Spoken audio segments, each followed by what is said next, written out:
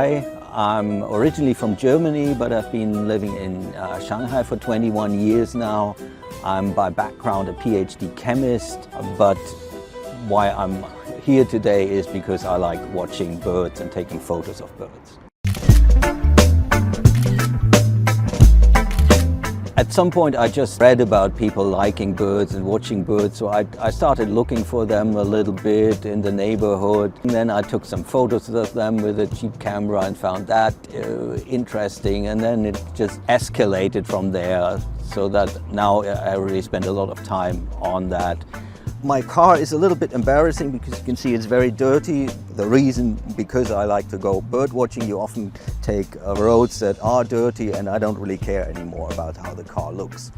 What you can see inside is there's a foldable bike inside there, because some of these places you can only get to by a bicycle.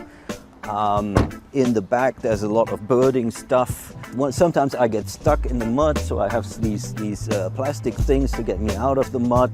I have food here, like these heat up rice things. I have spare clothes because sometimes I get wet. I have some things like strings to pull the car out of the mud if necessary. And I have some things to prepare to hide myself from birds, like some camouflage nets and stuff. I would say there are 3 places I really like in Shanghai. In winter I like to go to Chongmingdongtan. That is where you can find cranes and raptors. And another place for winter is Tianmashan. That's where some birds, forest birds, winter that are hard to see elsewhere. In summer, particularly during migration, Nanhui is a great place.